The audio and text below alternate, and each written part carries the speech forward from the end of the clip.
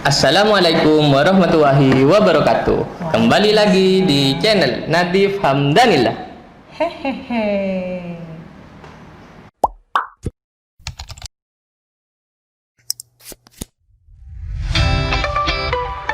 Nah, di video kali ini saya dan Bu Chandra seperti biasa kalau sudah duduk berdua dan bincang-bincang seperti ini tentunya akan membuat video case podcast. Nah, di video kali ini sangat spesial karena hari ini Hari Guru. Namun sebelumnya selamat Hari Guru buat Bu Chandra. Terima kasih murid kesayangan Ibu. Iya. Nah, Ibu Chandra sendiri kan sudah puluhan tahun ya jadi guru. Nah, selama Ibu jadi guru, apa sih suka dan duka selama Ibu mengajar? Suka duka. Ibu berapa ya? Sudah sekitar 30, hampir 30 tahun ya. Hampir jadi 30 tahun. Iya. Jadi lebih tua Dari umurnya saya 20, umurnya Ibu jadi guru 30. Apa saja Bu duka-dukanya? Suka dukanya ya. Iya. Banyak sukanya sih. Banyak sukanya. Ya, karena pada dasarnya guru ini panggilan hati gitu. Tidak Siap. semua orang bisa menjadi guru gitu. Dalam tanda petik ya. Iya. Jadi kalau menurut Ibu, guru itu tidak hanya formal di kelas, tidak, tapi guru itu bisa di mana saja. Ya. Untuk keberadaan Ibu sebagai guru di kelas mengajar murid yang secara formal, yang sudah puluhan tahun Ibu jalani ini, dukanya dulu ya, karena cuma Ya, sedikit dukanya. ya. Baik. Dukanya itu saat Ibu bertemu siswa yang dari keluarga kurang beruntung, tapi dia punya semangat belajar yang tinggi. Belajar. Ya, dia punya semangat belajar tinggi, tapi secara ekonomi dia sangat tidak beruntung. Misalnya rumahnya sangat jauh, orang tuanya hanya bekerja sebagai buruh tani atau kuli bangunan, atau misalnya tukang beca. Itu kan banyak murid-muridnya Ibu yang begitu. Wah, itu di pikiran Ibu gini, wah seandainya saya kaya raya gitu, saya akan bawa mereka semua gitu biar bisa belajar gitu. Ada lagi murid Ibu itu yang waktu jadi siswa dia sudah bekerja gitu karena tuntutan ekonomi. Ada yang magadu sapeh ya. Jadi kalau pagi itu dia itu nyabit rumput, nyari rumput dulu. Ini real ya muridnya Ibu? Real. Murid. Kenapa bisa ketahuan? Itu begini. Waktu Ibu jadi guru awal-awal dulu ya, di kelas itu perjanjian. Kalau guru terlambat 5 menit, guru tidak boleh masuk. Kalau siswa terlambat 10 menit, siswa tidak boleh masuk. Kok banyak gurunya, banyak siswanya gitu. Saya bilang, oke, ini kan challenge ya. Yeah. Wah, saya orang yang disiplin ya. Oke, saya terima tantangannya. Anak itu sering terlambat, setiap pelajaran saya sering terlambat. Setiap belajar Ibu jam pertama pasti dia terlambat. Akhirnya suatu saat Ibu ulangan, dia kan tidak bisa ikut. Karena terlambat 10 menit kan dia pasti di luar. Perjanjian mereka sendiri kan, ya perjanjian di kelas. Telat 10 menit tidak boleh masuk. Iya, akhirnya dia datanglah ke Ibu. Ibu mohon maaf, saya setiap belajar Ibu telat selalu lebih dari 10 menit sehingga saya karena kesepakatan kelas saya di luar. Gitu. Saya minta izin ikut ulangan. Saya izinkan ulangan, terus saya tanya, kenapa Mas kamu selalu terlambat? Saya tanya seperti itu. Ternyata dia cerita, Ibu, ayah saya sudah meninggal, saya keluarga ada adik perempuan masih 4 orang, saya bersama ibu saya itu kerja ke orang, pagi sudah pergi, saya itu megadu sape, jadi dia itu punya sapi tetangganya, dia yang rawat ya, jadi dia tiap hari harus nyari rumput untuk makan sapinya. Wah, ini ke Ibu tantangan luar biasa ya Allah, apalagi ini yang maksud saya itu awal-awal Ibu jadi guru ya, awal-awal gitu. Tapi hati ini sudah bergetar gitu ya Allah gitu. Saya harus banyak bersyukur karena di luar saya itu masih banyak anak-anak yang kurang beruntung ya.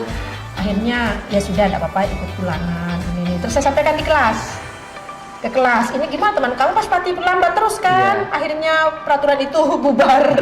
Iya, sehingga temannya juga bisa ikut belajar. Ini salah satunya, dan dia tahu jadi apa sekarang, dia jadi TNI. Wah, hebat kan? Hebat sekali. Iya, jadi, luar biasa dia itu. Wah, berjuang. Bagi teman-teman yang mengalami kendala ekonomi, harus tetap semangat Ibu dalam Tetap semangat, pendidikan. benar, tetap punya motivasi, pasti aja ada jalan. Pasti ada Apapun jalan. itu ya namanya berjuang, pasti ada kerikil, ada batu, ada ona, ada duri gitu, tapi wah terjang Lepaskan aja. saja. Terjang saja Oke, seperti itu. itu untuk duka ya Bu. Untuk duka. Sedangkan dukanya selama Ibu menjadi guru itu apa saja? Sukanya saya itu setiap mau berangkat sekolah itu sudah berangan-angan gitu. Berangan-angan, wah saya ketemu anak-anak. Wah, saya ingin segera sampai ke sekolah. Saya ketemu anak-anak, merindukan anak-anak gitu. Ingin segera berbagi dengan mereka. Karena mereka pas saya datang, mereka semangat. Wah, diberi materi ini, model pelajaran ini, wah mereka semangat. Ya, itu sukanya menjadi guru gitu. Datang menyambut mereka, ada kerinduan untuk bersama mereka. Walaupun kadang mereka kan menggelikan hati gitu, ada yang mengerjakan tugas, ada yang macam-macam lah ya, cuman sampai di kelas tidur, cuman kan tidak semata-mata mungkin dia tidur karena mungkin capek dia kerja semalam, karena ibu itu kan beraneka ragam ya, ada yang kerja malam misalnya musim tembakau menggulung bekok gitu ya. Iya. Nah ini bukan jadi spesial, tapi anak ini perlu perhatian. Ini kenapa sih begini?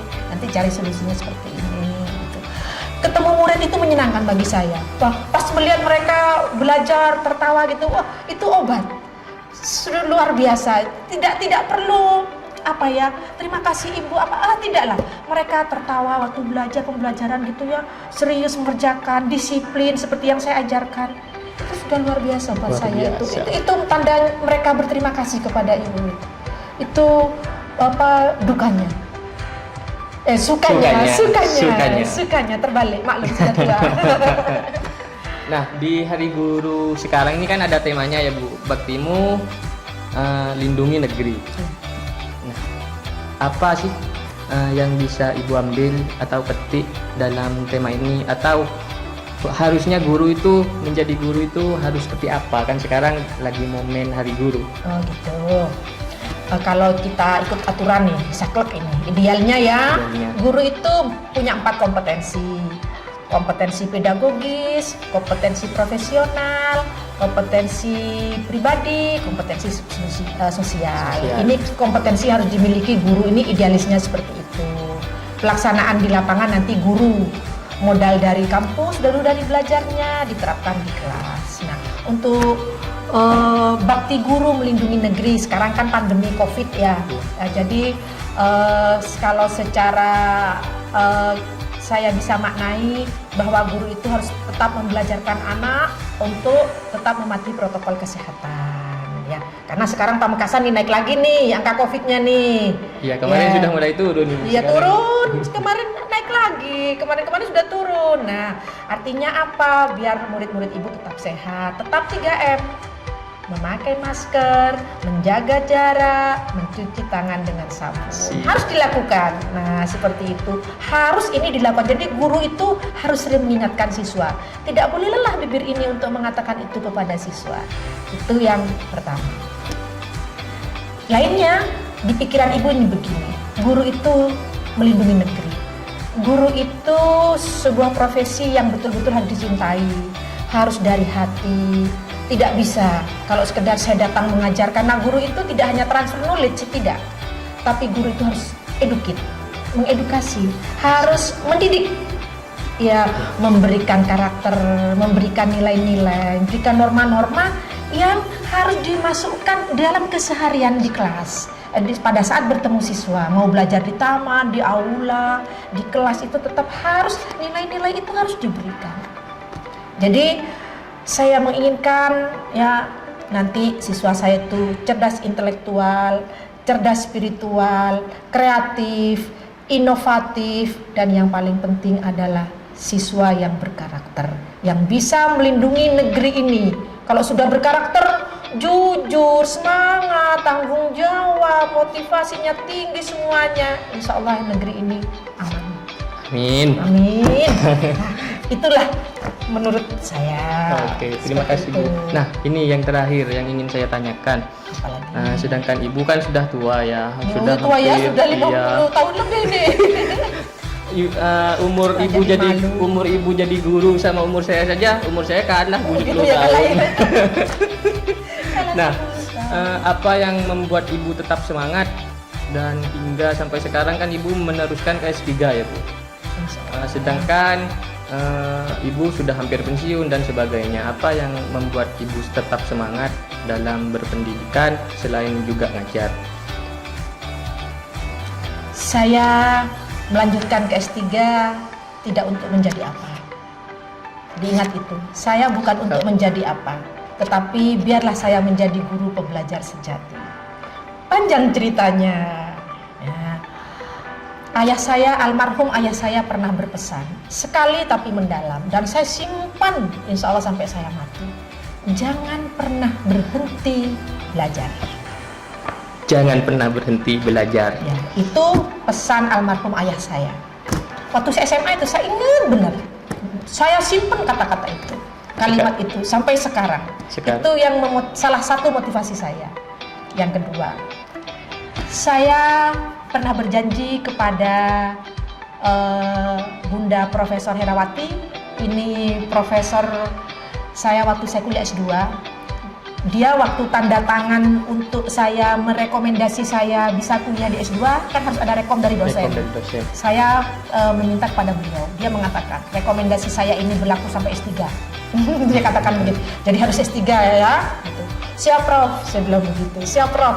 Setiap saya ke kampus ketemu beliau, setiap saya ikut kegiatan seminar ketemu beliau, pasti dia. Ayo, Nanda, kapan kuliah S3-nya? Saya tunggu ya, kapan kuliah S3-nya? Saya tunggu. Jadi saya menepati janji. Yang ketiga? Yang ketiga masih ada Bu? Ada lagi. Banyak guys. Ini rasa malu luar biasa ini. Saya malu nih, luar biasa. Kenapa? Murid Ibu, alumni MAN ini banyak yang kuliah S3. Oh. Saya gini, muridnya kuliah S3, gurunya enggak kuliah S3. Wah, gimana guru apa saya ini? Wah, saya harus bisa mengejar mereka. Jadi mereka memotivasi saya. Mas Budi itu ya keren ya. S2-nya aja di dua tempat, di Turki sama Jerman. S3-nya di Cina. Sekarang penelitian. Jadi sebelum Wuhan tutup, dia sudah balik ke Jakarta ambil data. Yang kedua ada Mas Ghazali. Mas Ghazali itu adik kelasnya Mas Budi. Itu sekarang S3 di Jepang. Aduh. Kemudian ada lagi cewek nih. Oh, ini luar biasa hebat nih. Masa Ibu kalah cewek juga? Mbak Iim ini S3 di UNJ. Dan hebatnya apa dia? Beasiswa S2, beasiswa S3, beasiswa. Sudahlah, Mbak Iim ini kecil-kecil cabai rawit. Dibuat malu Ibu untuk tidak belajar. Akhirnya saya harus belajar. Saya sudah tua gimana ya? Ini sudah lemot kan, loadingnya lama ya. Tapi tetap prinsip saya harus belajar. Kata Prof Hera tadi itu, belajar sepanjang hayat. Jadi wah itu nempel bener itu di Ibu itu.